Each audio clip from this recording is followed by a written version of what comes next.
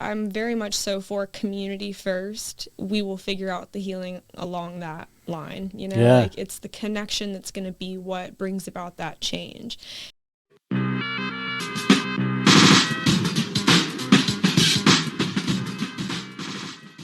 Yeah, I understand that, where it's, Aquarius, like I'm Aquarius too. Can't stop it. We've got the sirens.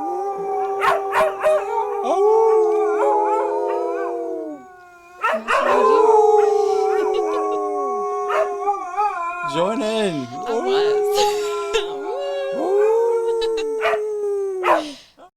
A few moments later. Okay. So, okay. I'm 25. I was born and raised in Wilmington, North Carolina. I was raised in a Methodist family, but I went to a Catholic school, so very immersed in Christian culture. I was going to church multiple times a week. We're talking about confessional, religious choir class, religion class in general. Everything had some type of religious element to it. We had uniforms. We had a very strict environment. We really weren't allowed to express ourselves very much. And I know a lot of private school people can relate, especially in the Bible Belt. But that was an interesting environment for a lot of different reasons. I would say it was interesting because, you're raised in this environment where you're told that this one truth is the only truth, that there's only one way to live, that there's only one way to love, that there's only one way to dress and act and all of those wonderful things. So, whether we knew it or not, we were all being ingrained, boys and girls, to be good Catholic husbands and wives, to have children, to maybe get a college education, but it wasn't necessary as much if you were a woman. You were expected to just marry a nice husband who was going to take care of you and all that kind of stuff. But very quickly I realized that was not going to be me for a multitude of reasons. A couple of different things that I'm thinking of. For one is that, back in the day we didn't know about gay people. That was not a thing in the church, and by the time it did become a conversation or a question, it was no, it was not allowed, it was not going to be accepted in the family. It was definitely difficult not being able to have any type of self-expression, and then you have this religious indoctrination where you're supposed to behave this way, live this way, and then there's also, that, of course, fear of going to hell, will you get into heaven kind of vibe for sinning, and here are the sins, right? Some of the sins are, the way that you love people, who you love, that kind of thing. And so growing up, I was really confused. I didn't have the language for it, and that's why I think language and conversation like this is so important. Being able to say, yes, I am gay is okay. Whereas back then it was something where you didn't talk about it. And by the time that you did talk about it, people were getting bullied pretty relentlessly for it. And so I just decided to be a good Christian woman to the best of my abilities. I went to Bible studies, I did chorus camps, I was in a religious ballet studio for a while. And so that kind of followed me all the way to college, even though the entire time I was questioning things. I was not understanding certain parts of the Bible. I would ask a lot of questions about things just not aligning, and the certain treatment of women. I always said the chapter Leviticus.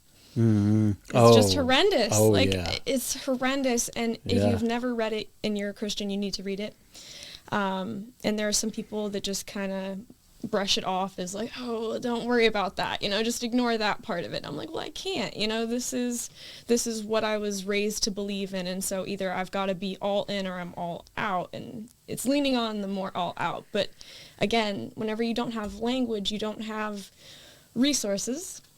At the time, Wilmington was a small town. A lot of people don't know Mayfair. It's this famous shopping center if you've ever been to Wilmington. you would know it. It used to be a horse farm. So all of this growth very quickly. So we had this modern urbanization of our small town that used to be super conservative, religious, extreme discrimination, to the point where, I mean, there were hardly any black people in my school. Like, and there was one family that they were not in my grade. And so I didn't even have any friends of any other skin color than my own until I went to public school in 8th grade. So I lived a very sheltered life, honestly. It was, upper middle class. My parents both worked. They were together. They still are, so that's a privilege. I know that.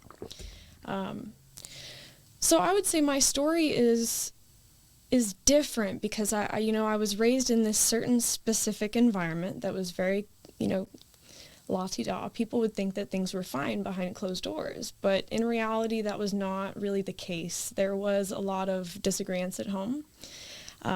There was me not getting along with my sibling, me not getting along with my parents not getting along with each other or us, all of that kind of stuff. And some of that I'll just kind of gloss over a little bit, but it was not great at times. And so my family and we had a more difficult relationship whenever I went to college. It was touch and go there for a little while, and I found myself in a relationship with a guy who had graduated a year before me, and it was COVID.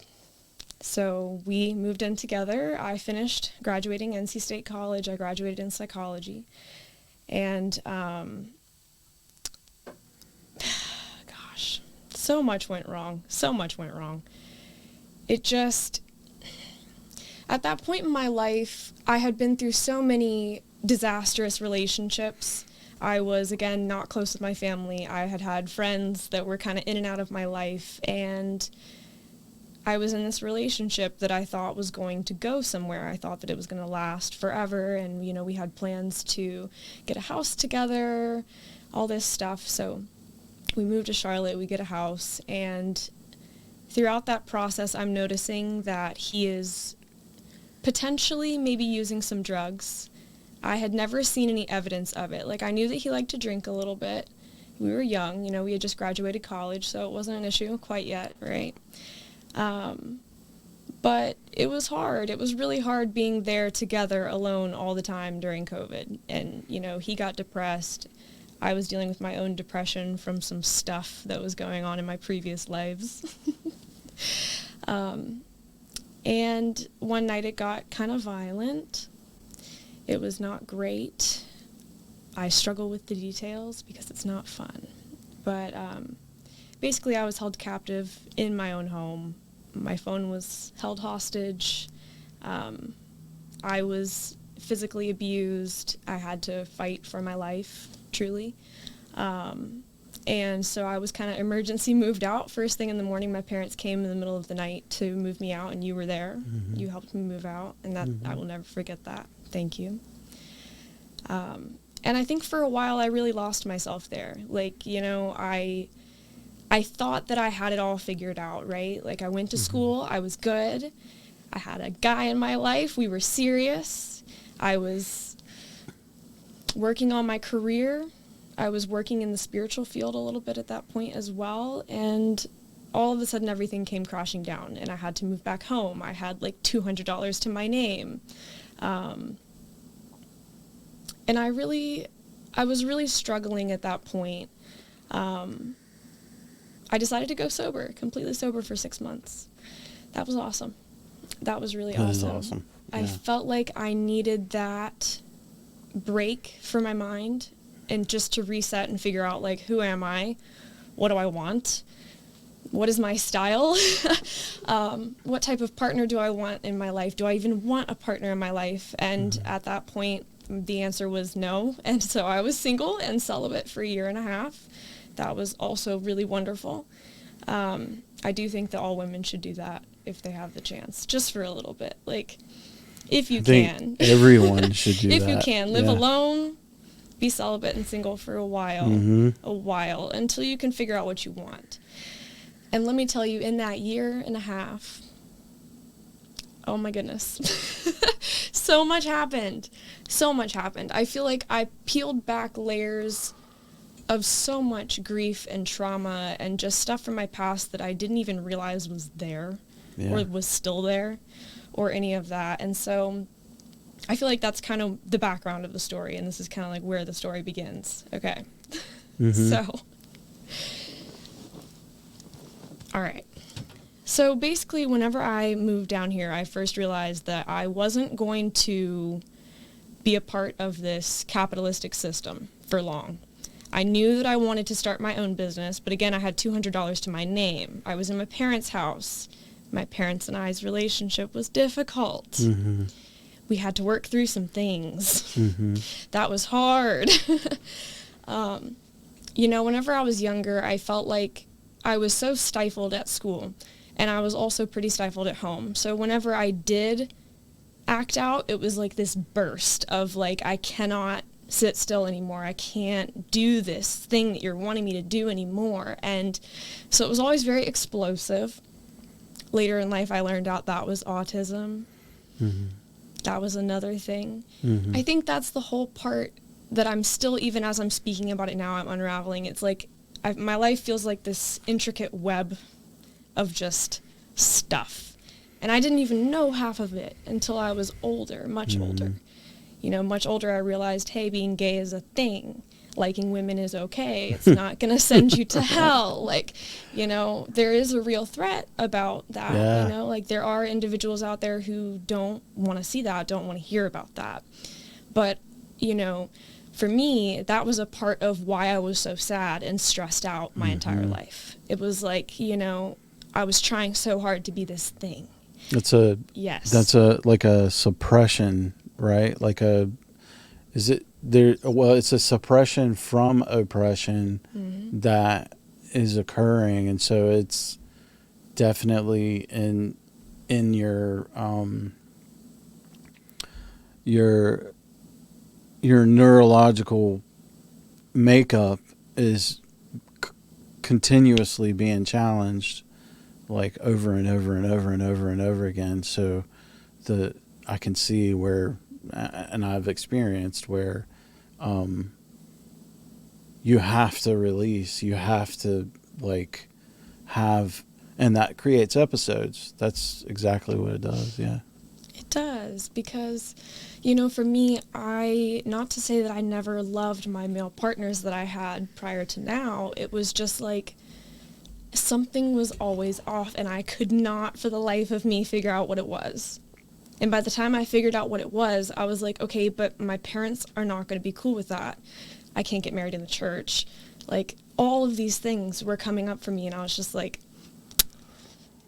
it might just be easier to try to like be happy this way. And it just did not. And I found myself, I think the biggest problem was I didn't feel quite understood, I guess, by my partners. And I felt like I was almost masking. I was like dressing as this person, and I was acting as this person. And it was oftentimes the person that they wanted me to be. It was kind of like the style that they liked, the vibes that they were going for, you know, like the feminine woman that they wanted. And so that was tough, though, you know, like even though I always tried to dress how I liked within budget, but self-expression is so important, you know, and I feel like even within the queer community, like being able to self-express, like there were so many times that I tried to wear an outfit and a boyfriend would be like, why are you dressing like this? Like, that's a bit different. Or, you know, like they would have some type of comment about like the way I was talking, or, you know, the things that I supported in my life. And I just realized that it was not for me. I love guys as friends. I really do. But it's just like, now that I'm out and I'm okay with talking about things, and it's like, gosh, I remember the first time I came out was college. That was tough, because a lot of my friends at the time, like half of them thought I was joking. Half of them, the female ones especially, were like, but we don't want you to like hit on us, you know, that kind of thing. And I'm like, no, that's not what this is here, you know, like that's not why I'm telling you this, kind of thing. So I would say like now it's very different. Like after taking that time to really get to know myself, I care a lot less about having people in my life who feel that way. Like Right. now I just want to be surrounded by people who are either okay with it or a part of what I call the alphabet mafia themselves. Right.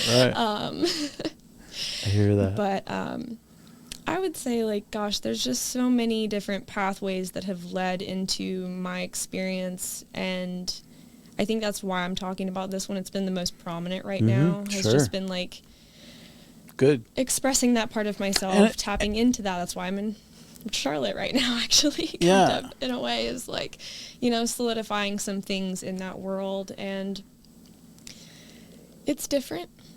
It's very different whenever you are realizing for the first time that you're really stepping into who you've actually wanted to be the whole time. And it's kind of like, I don't know.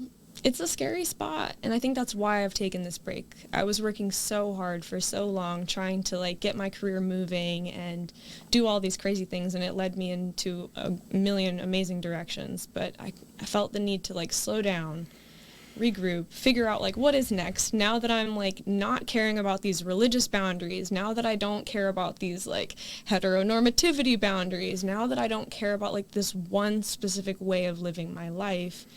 What does that look like? And I feel like for me recently, it has definitely looked like waiting for the universe to align me with some type of mentorship, because I know that's been the one thing that has gotten me through all of those really tough times. It's like in every single circumstance of my life, there has always been some type of community elder around me who has wisdom to share. And I'm just thinking back to something that really set me on this path to self-healing once I moved to Wilmington after the breakup.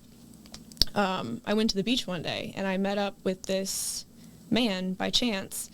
It was like a really rainy, foggy day, and I was like really, really stressed out, and I was just like basically asking the universe for something. I was just like, you know, what are we doing here? And the beach is so foggy that if you look left or right or any direction really, like you can't see anything. And there's just like this man that comes out of the mist. He's got like this cane and he's like walking over to me. He's definitely an elder, and he's walking on the sand. And I'm just like, okay, we're the only people on this beach right now. He just came out of the mist with this wooden cane, like twisty, like who is this character? And so he comes up to me, of course, and he wants to talk, and he's just saying everything that I needed to hear in that moment, and just like really connecting with me and reminding me that like, even though I'm unsure of like what's the next step, like just take a deep breath, enjoy yourself, have fun, tap into the things that you like to do. But for right now, just like express your emotions, express yourself, figure out who you are. And I mean, we had like an hour-long conversation. It was beautiful, and I'll never forget it.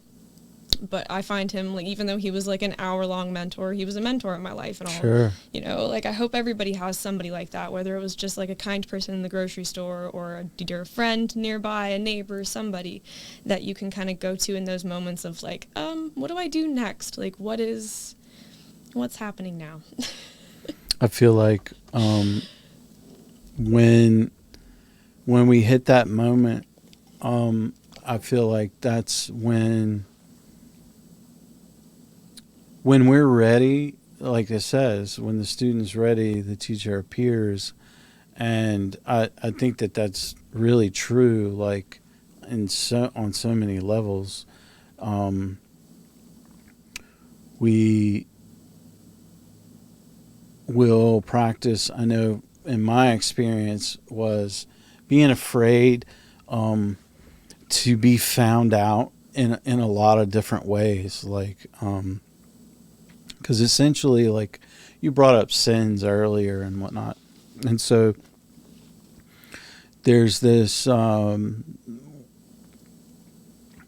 that I operated in my early years as a teenager into my 20s that had to do with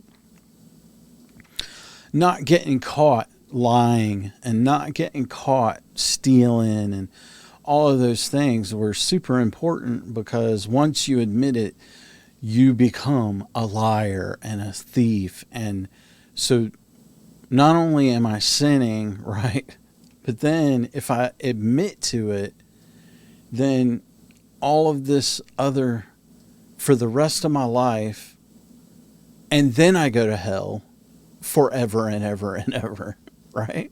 Yeah. And so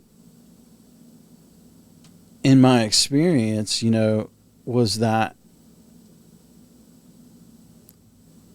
being open to the pause and having someone sit with me and be like, it's okay, you're fine, everything's okay. And even to listen to people that were like, I don't believe that way, because of, you know, logically it sort of doesn't fit with anything really. And hearing that and understanding it and being like, oh, like, so I'm just a human being having an experience, and I can have lessons and be being new in a way that was like,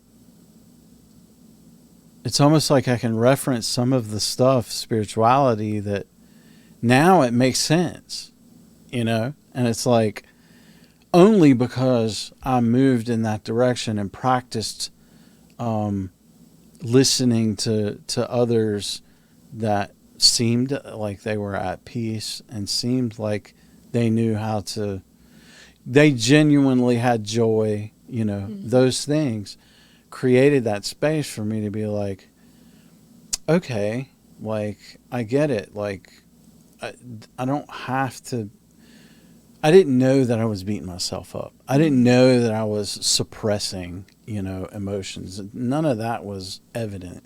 You know, that wasn't something, that wasn't a conversation or understanding that I had. But it was very much like, I can relax and be myself and be practicing, learning lessons, and it turned everything a completely different way, to where it was like, oh, I can make mistakes and learn from them, versus spending every waking moment doing everything I could to try to not make a mistake and not, you know, make everyone happy and not make everyone pissed off. And, you know, that, like, didn't even know as a child. I was growing up understanding things as like walking on eggshells every day, you know. And so I appreciate you sharing that. And I just want to let you know, like, congratulations, and I'm extremely happy for you, like, and being able to feel free and move how you see fit to move. And again, like, moving in from that place of what it was like, what happened, and so what it's like now is you're experiencing a pause in ways, and you're sort of like, how I'm feeling it is like you're letting the waves ripple, and you're just watching the ripples occur, and you're just enjoying that peace, and you should, you know, and I'm excited to see what, you know, continues from that as well. So, you know, what projects or what do you have? Are you working on a book? You working? Are you? I know you're working, but like, do you have some things coming down the pipe that you feel like are a direction that you're going, or are you just saying no to everything and just sort of making things or allowing things to come to you right now? Yeah, I would say right now I've just been a little bit more still and quiet. Mm-hmm. Yeah, definitely. Like during that time frame, I mean, gosh, I was working 3 jobs minimum, and doing private events all over the place. I was traveling up and down the East Coast doing tent events and little festivals and stuff like that. So it was just very, very busy. And now, now that I've quit all of my like regular jobs right now, I just finished up a 9-week kids program. I'm working with City Parks and Rec down in Wilmington. It's a mycology program called Mycology for Kids, where they're learning all about just like local foraging, safety, just getting them out in nature and familiar with different types of mushrooms, the medicinal benefits of them, the health and wellness of them, getting the families excited. So, well, that spawns from the foraging group that you essentially started, right? Yes, the Wilmington Mushroom Club. So, I started the Wilmington That's Mushroom awesome Club in October. We just hit our 2-year anniversary this past October. So, congratulations on that, too. We have 1,000 members across platforms. That's amazing. It's nuts. I had a feeling that people liked mushrooms back then, but I feel like the whole mushroom boom like really happened right after I started that club. Not to say that I trendset it or anything, but it was. Well, you helped in cool. the area. I sure. did, definitely in the area, and there has been a couple of our members that have gone off to start other clubs. Shout out to the Greenville Mushroom Club, Lee Cassell. She started that from our club, and I think that's wonderful. Just seeing other people out there making big moves. Our big goals this next year, I just sat down at the computer for like hours the other day coming up with our schedule for 2024. It's going to be bigger and better than ever. So I'm very excited about that. There's a lot of classes coming up, a lot of forages and workshops. I'm working to get more farmers connected to each other, connected to the community. And I definitely want to have a lot more kids programs. Those are so much fun. Yeah. And this particular group of kids they're so special. Like, they're amazing.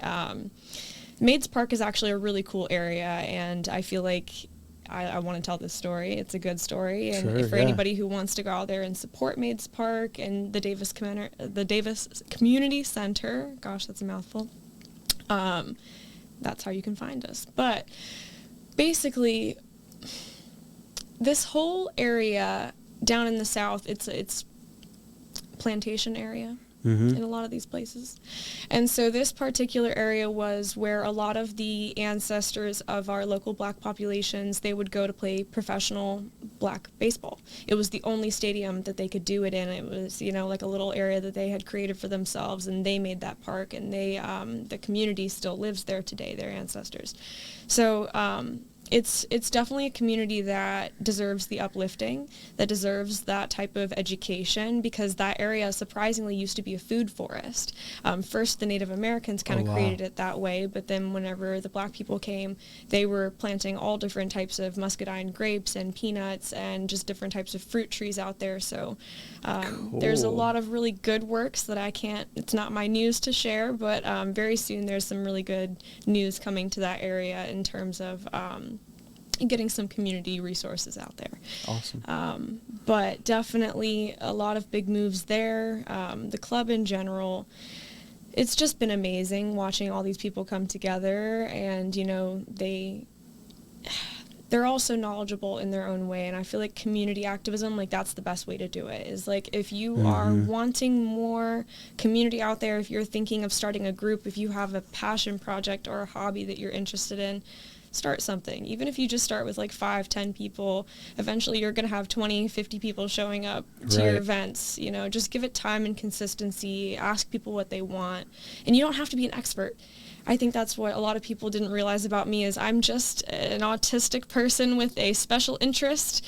And so I just read and I watched a lot of documentaries and podcasts and, lectures about mushrooms, and I taught myself the basics, and now I feel confident teaching people the basics. That's awesome. And so for the other higher level knowledge stuff, we bring in the other people. We bring in, like my partner, Joe Choi, in the Mushroom Club. He's a mushroom farmer and also microgreens, vegetables, a lot of different stuff like that. So I kind of call on him whenever I need some higher level knowledge. But that's what it's all about. Teamwork, community. Like, you can't do it alone.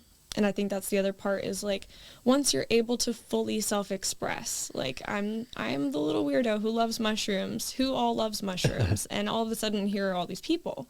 Yeah. And people want to hear from me, and they want to hear me bug out about this interest, and they want to know all the details. And so you're just kind of surrounded by people who uplift and support, and it takes you places. And that's what I would say right now is I'm being quiet, but that doesn't mean that things aren't happening. A lot of people have been reaching out to me. I mean, I was so shocked. We got asked as a club to come to the Fire in the Pines Festival at Halliburton Park this year, which is a major community festival for controlled burning and educational stuff. But I mean, it was awesome having like our tent next to some of the biggest names in, you know, North Carolina conservation, and just like talking to them, shaking their hands, you know, setting up these types of interactions. It's big stuff. So I would say, you know, and whenever I first started it, everyone was like, "You're doing what?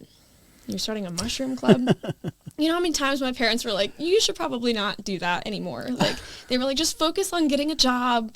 You know, like, you got this degree in psychology. Why don't you go back to school, become a therapist, do all those things that you wanted to do?" And I'm just like, I don't know, like, life doesn't have to go in this specific order. Right. Like, I can always go back to college later.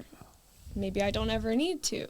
For me, I went to college and realized that I kind of wanted to do this more holistic thing where I, you know, the community, the holistic and the health aspect of the Mushroom Club, you know, we get groups of people walking out in nature. We get them camping. We get them trying new foods, new healthy foods. We get them taking control of their health. And then they pop on over to my spiritual avenue and we talk about the body, the energies in the body. We talk about healing past trauma. We talk about connecting with ancestors, spirit guides. And so I've kind of been able to, through these different businesses / nonprofits that I run, I've been able to really hone in on my passions, cultivate more of who I am and step into this. But I mean, it is always funny whenever like you have to tell certain people in town like what you do, and I'm just like, well, I'm a witch that runs a mushroom club, but I promise, I promise it's successful. Yeah. So it's just, yeah, it's not just about voting, right? It really is about creating that culture, no pun intended. Like, in other words, especially what you said about running into, you know, a mentor, an elder, being open to listening, and essentially saying, look, how I'm seeing it is just, you have drums in front of you. So just play them. Just play the drums. They don't have to have a rhythm. They don't have to have a rhyme. They're your drums. And you can see what comes from that. There's going to be an answer. Somebody may show up. Who knows? The issue is just play them. Don't worry about what is going to happen. Don't worry about what happened in the past. That doesn't do anyone any good. It's certainly not going to do you any good.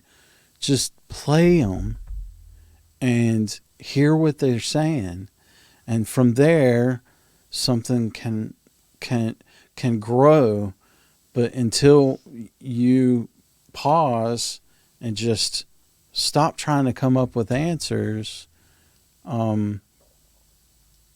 you're not going to know what it's like to pause, right? And you'll just keep going and keep going and keep going until you practice pausing. And the peace that comes from that is huge. And then for you to create, like, you're just like, I like this, I'm going to do this. If you guys want to join, fine. But this is what I'm going to do.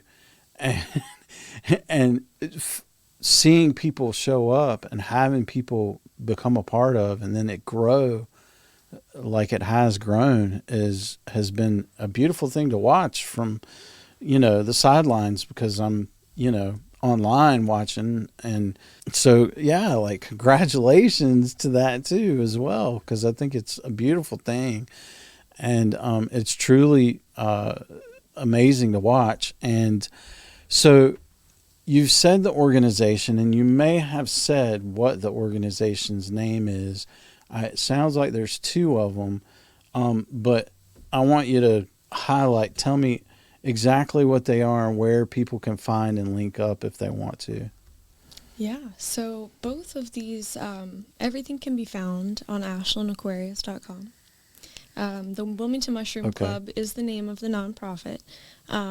We do have like a separate Instagram and Facebook group for that. You'll see our logo, just the Wilmington Mushroom Club, no anything's fancy. And then if you want to find our actual like homepage for the WMC, it's just on a tab on my regular homepage. You can find it pretty simply.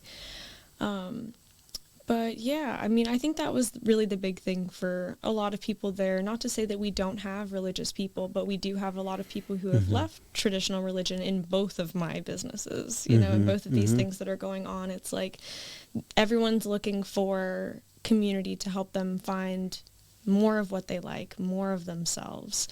And that's been, I would say, the best part about it. Just like connecting with people from all ages. I mean, the Mushroom Club especially, there's been days that we have people out there with canes and literal walkers next to young moms with babies swaddled, kids running around, couples together, pregnant women there, and we're all just walking together. And we're all, yes, we're talking about nature, but we're also talking about life, and we're talking about experiences. And the same thing with the spiritual sector of things. Like, there's nothing more wonderful than like getting your cards read and like feeling like you're connecting with the universe, like you're connecting with your spirit guides and yourself, or maybe getting Reiki done and kind of releasing some of that energy, joining some type of group sound bath healing. All of those types of things really do connect us back to earth and self and source. And I think that's what a lot of people are looking for, and they're looking for that without the judgment and without the restriction and without the, you have to act this way and be this specific thing and all of this. Like, it's just come as you are, really, with everything that I do. It's like, dress however you want, bring your kids, bring your pets, as long as, you know, as long as the location allows. All that kind of stuff. I'm very much so for community first. We will figure out the healing along that line, you know, like it's the connection that's going to be what brings about that change. And even if it's not me, like sometimes people come, they talk to me and I connect them with somebody else that I think can help them better. Like, it's not about me getting that client and keeping that client forever, which is sometimes kind of what is commonly done in some of the healthcare industries. It's like they want to keep you on this rope, and for me, I'm like, my ideal is to only talk to you a couple times a year at the most. Like, I don't want to see you. I don't want you to need me, honestly. Like, that's why I teach classes, to help you connect with your spirit guides so that I don't have to do it. Because at the end of the day, all of us can do it. All of us, I mean, you know, there's nothing different about me and what I do than anyone else, other than the fact that I just went for it, and I dared to do that. I dared to go against the societal norm. I dared to be a young woman in charge, you know, like I was, during that time that I was working my booty off, I was a manager of a holistic center. I was running the Mushroom Club. I was running my own business, doing tent events and private events all the time. I was also working as a regular card reader and Reiki practitioner at the time. Like, there was just so much going on. You reminded me of coming to see you at the beach, and being able to, so grateful for that, and being able to be a part of having people that need you. In other words, it becomes like a codependency versus you know, a relationship that is, because for me, like getting my cards read, I'm very atheist agnostic. And so I do believe that there's potential for a connection with the universe in a way that is like, intelligence exists in the universe. How that dimensional concept can fit in my brain, I don't really have the time to argue about, right? So in that respect, I'm very agnostic. And so when it comes to card readings and sitting with people in a spiritual light, I see it as a form of meditation. So my brain needs stories in order for it to function, right?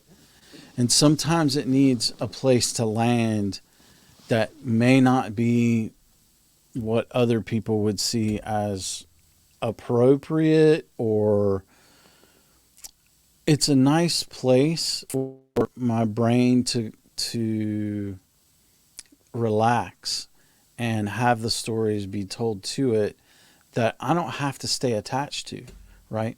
It doesn't, like when the cards are being laid out and you're doing your expression of it, I'm not fixed to what that story is. However, though, it allows me to relax and not have to be focused on making things happen the way I need to make them happen, or the way other people need me to make them happen, or whatever. It's like watching a TV show, but the person narrating the TV show isn't connected to it. I'm not connected to it, and it's just sort of being played out, and it puts me in a state of like relaxed. It very like peaceful, relaxed state to be like, and it's great because there's times when it's like when the emotion I can feel the emotional attachment to whatever story it is, and then being like, I didn't think about it this way. I need to not be so, arrogant in certain ways. And so I can not, and that's what truly helps in those ways. So, whether that's like, some like Sky Daddy or Sky Mama, even, I don't know about all that. Sky somebody, right? Right. I'm not particularly fixed or needing it to be so personified in that respect. Mm-hmm. I don't need that. I've got on you. I'm talking. I'm in a place where I know what I want to do, right? Mm-hmm. And I'm doing that, and I'm staying focused and committed to that. But how that works out and how that plays, as long as I'm committed to it, I'm not worried about that part of it. I'm not worried about the personification, the definition of what, it needs to be so much, as long as I'm just doing. And I know for me is connecting, right? So that connection, those are the only things, like, I've got the stuff, and I went through the part where I investigated and asked people, why they felt the way that they felt for me, to stay, why it was important for them to stay connected, with me, and why did they think that we continued being friends and staying connected. And I got that answer that was, you make me feel welcomed. You make me feel like I don't have to, I can show up as I am no matter what. And you support, what I'm choosing to do, and also have said, well, that sounds like you're pretending, or that sounds like you're not in other words, being honest and being vulnerable in a way that is helpful.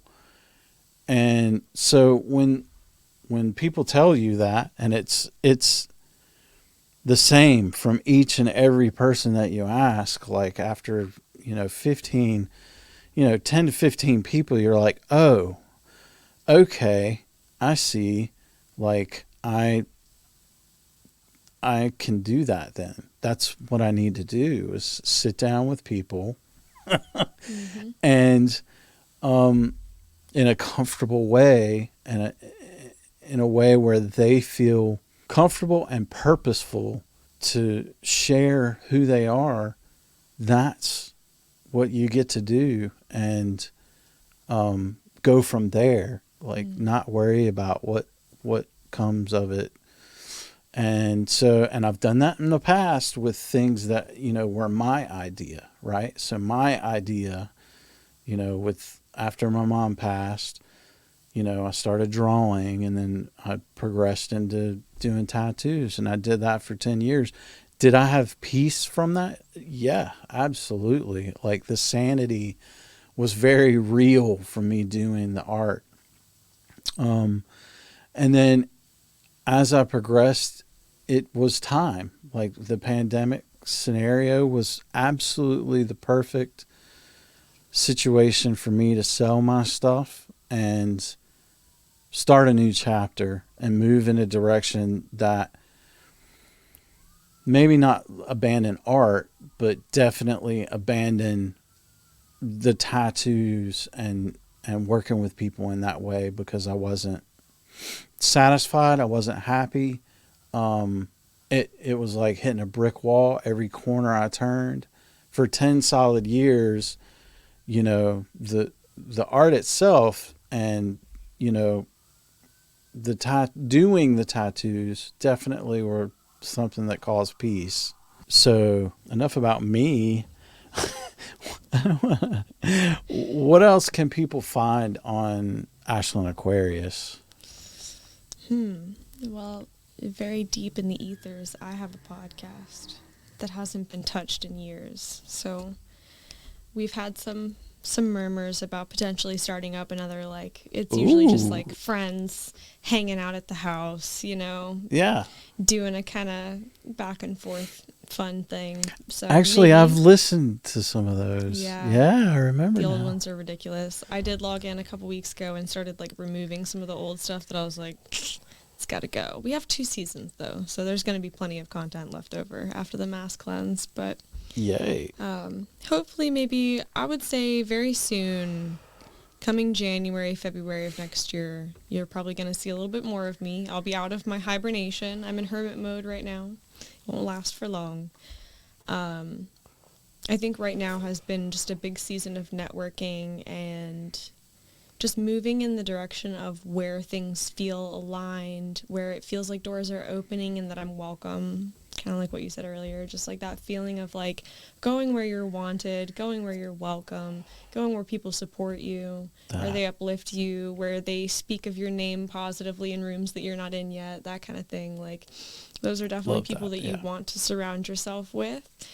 And, it's just, I do for a second, I kind of want to touch on something that you said earlier where, I just want to make it known to everybody, like, just because you don't like doing something that you love to do before doesn't mean that, like, you shouldn't feel any type of guilt around that or like weirdness. It's just like you're evolving, you're changing, you're realizing that you love something else more. You're learning more about yourself. And so we can always pick back up on the pottery, the gem jewelry making, all of the things that we used to like to do and move more towards what's making us happy right now, because that's really all that matters. Like, nobody's out here judging. True. Nobody's out here being like, why aren't you a tattoo artist anymore? No. Like, that's part of the judgment even, I think it's as you're trying to break free from those control nets, chains, whatever we want to call them, we tend to like stick to something and then we're like, well,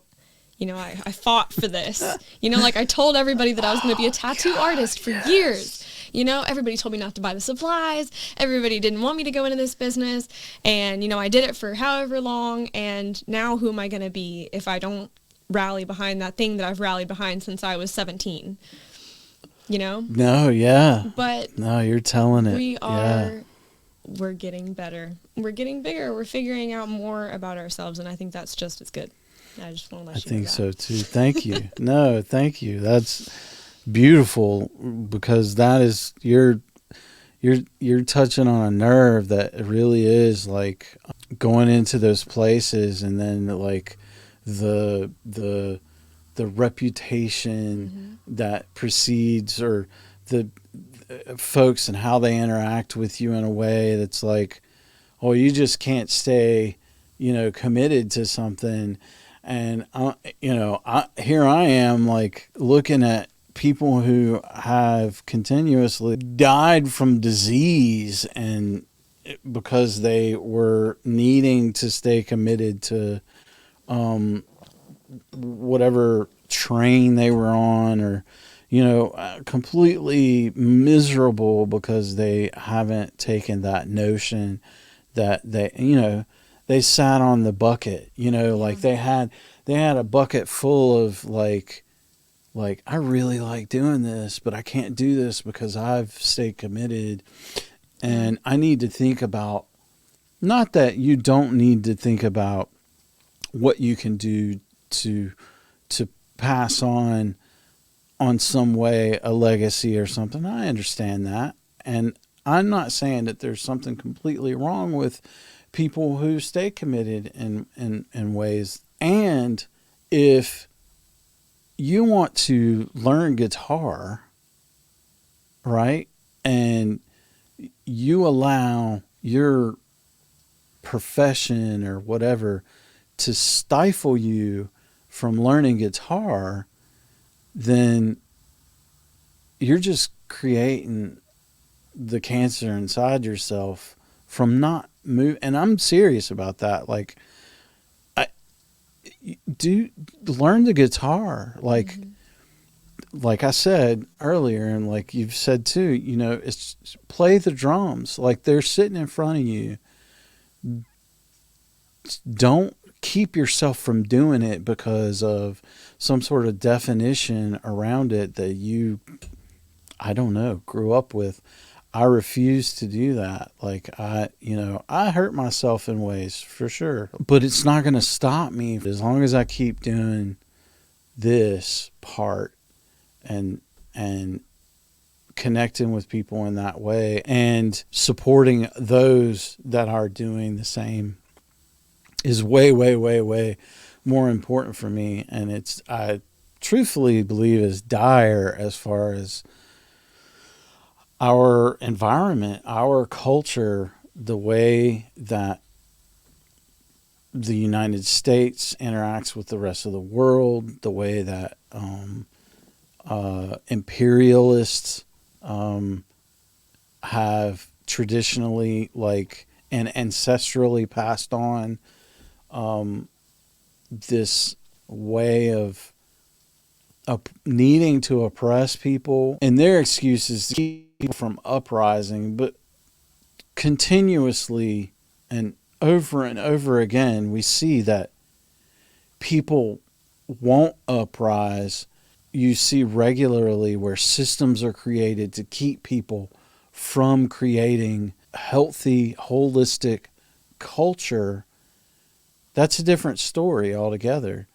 And you don't get to do that, right? And you get to take a look at what that is, right? So yes, people will uprise if you like hard, cold, fixed lids on top of it. Yeah, that pot's going to explode.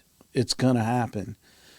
But if you're like in America where you don't fix the top down on top of it, right, on a pressure cooker, and it's just like leaking out, eventually, people are going to start poking out the side and looking and saying, hey, like, no, there's no uprise that's occurring. What's happening is you guys have it fixed in a way that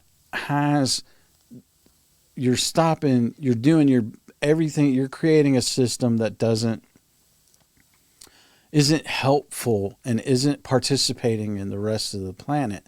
So, eventually something has to happen, and we're going to create that space. We're going to make that happen. Mm-hmm.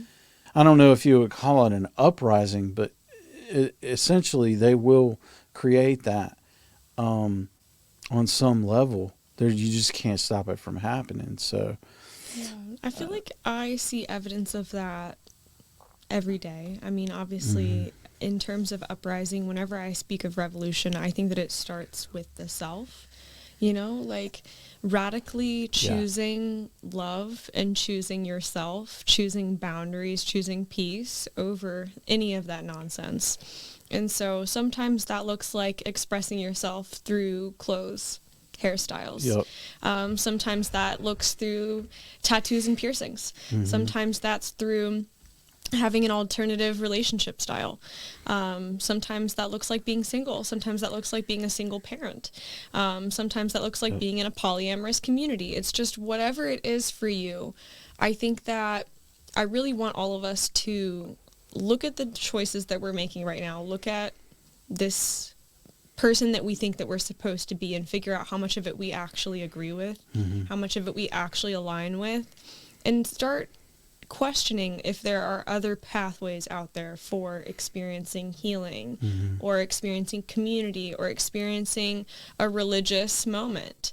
You can have a religious moment while you're meditating. There are so many different ways to connect that are peaceful, that are good. And I think that whenever we start moving away from this idea of oneness that capitalism and colonialism have created, where it's like we've got the mold, we've got the woman mold, and we've got the man mold. Which one are you? Whenever we create that experience for ourselves as humans, we're caging ourselves. We're caging a wild animal, and it's not possible. We all come in different shapes, sizes, flavors, colors, that's just what we are. And I think that our society will be a lot more benefited whenever we're allowed to display those feathers proudly, for ourselves. And like you said, dance to that beat of that own drum, because you might have just created a new music style, you might have never heard that before for a reason. We need to hear you, that's the important thing about it. But yeah, definitely. Awesome. Well, thank you so much for sharing your experience, and I really, again, super duper mega appreciate and love you for it. And I look forward to what's to come more. And I'm super excited for what we about to do tomorrow. So yeah, I'm so excited. Doja, I'm coming for you. I'm so excited to go. What a great surprise. Thank you. I know. Yeah, of course. Yay. All right. I think we're, unless there's something else that you would like to add, is there anything that you would like to? Anything that I want to add? I think the only thing that I could potentially add is just if you're out there and you're struggling with finding ways to self-express, just keep fighting, just keep pushing back in all of those little ways. There were so many ways that I rebelled young, just trying to put myself out there, that I can now look back as an adult and, be proud of myself, even though I didn't have the language, even though I didn't know anybody that was like this. Just keep researching, keep learning, keep diving into it. You will find your community. You will. And whenever you're there, it's going to feel like you've always been there, that, you couldn't imagine life a different way. So don't give up. Don't feel like you have to be put in a box, because you don't. Absolutely not. 100%. I agree. Thank you. Okay, Ashlyn Aquarius, everyone. I will put links and information down below, and you guys have a wonderful rest of your day, and thanks for watching. Like, share, and subscribe, and thank you so much for showing up. We'll see you next time. You want to say bye? Bye. Explorers cause errors and I'm left broken hearted. I entered safe mode about 3 years ago. Never does he processes populate my test manager. Faking the funk and taking a dump on my network. Committee administrative account holder. A cold users. Bandwidth abuses tonight. Bring your 212 to a crawl. Claim you know no reason at all. The internet to be slow and unresponsive. My human works, but I can't get on the web. Better call Gates before you back up. He says he plays platters. Red 5 ideas. Feels not needed to ramble, but is there any way I can get Discovery Channel on my window media play? DR red hair make me wanna hack all I see. Repost FTP for free with the ATR ID emo technology or do it cool. You can play all day, F in the days of 98. I don't find time, I allocate. Taking bites from the stack.